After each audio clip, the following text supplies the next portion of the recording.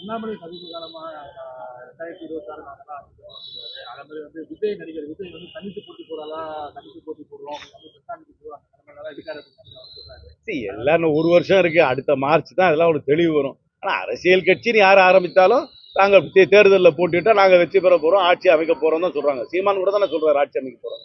அதனால எல்லாரும் தான் சொல்லிட்டு இருப்பாங்க ஆட்சி அமைக்க போறோம். அதனால இதுல ஒன்றும் வியப்பு இல்லை. இது யதார்த்தமான ஒரு அரசியல்ல வாடிக்கையான பேச்சு தானே. ஆனா ஒண்ணு தெளிவா தெரிஞ்சுங்க, பாஜகவுக்கு கூட்டணியே இருக்காது. யாரும் பாஜகவோட கூட்டணி வைக்க மாட்டாங்க.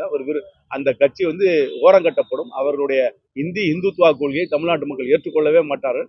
2004 வாங்கின வாக்குகளை 2024 வாங்கின வாக்குகளை விட 2026 பாஜக கம்மியான வாக்குகளை தான் பெறும். 2021 டிஎம்கே வெற்றி பெற்றது மெயின் ஃபேக்டரா இருக்காரு. இப்போ வந்து அந்த அதே விஜயோட சேர்த்திருக்காரு. நான் 29 வருஷமா அரசியல் இருக்கேன். 96ல இருந்து. நான் ஒண்ணு தெளிவா சொல்றேன். எந்த ஒரு கன்சல்டன்ட்டும் எந்த ஒரு கட்சியையும் ஜெயிக்க வைக்க முடியாது. அப்படியே ஒரு கன்சல்டன்ட் வந்து கட்சியை ஜெயிக்க வைக்க முடியும்னா அவரே ஒரு கட்சியை தொடங்கி இருக்காரு. அதை முதல்ல ஜெயிக்க வைக்க சொல்லுங்க.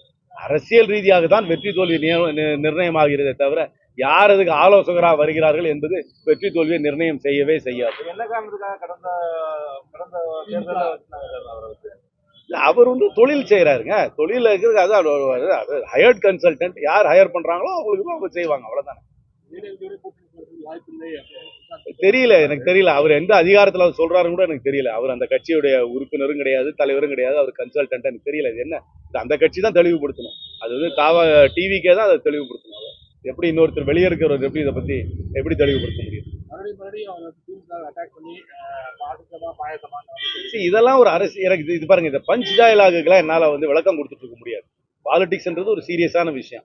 ஒரு நிலைப்பாடை நீங்க சொல்ல வேண்டும். எந்தெந்த விஷயத்துல நீங்க ஒத்து போறீங்க, எந்தெந்த விஷயத்துல மாறுபடுகிறீர்கள், எந்தெந்த விஷயத்துல மாறுபடுகிறீர்கள், ஏன் மாறுபடுகிறீர்கள், நீங்கள் ஆட்சிக்கு வந்தால் என்ன மாறுதலாக செய்வீர்கள் என்பதை தெளிவாக எடுத்து சொல்லி தான் மக்களை போய் சந்திக்க வேண்டுமே தவிர பஞ்சுதாயகளாக மட்டும் வச்சு ஒரு எடை போட முடியாது. அது வேணா மேடைக்கு இந்த ஒரு ரீல்ஸ் போடுறதுக்கு வேணா நல்லா இருக்கும். பல்வேறு மாவட்ட தலைவர்கள் வந்து டெல்லியில போய் முகாமிட்டாங்க.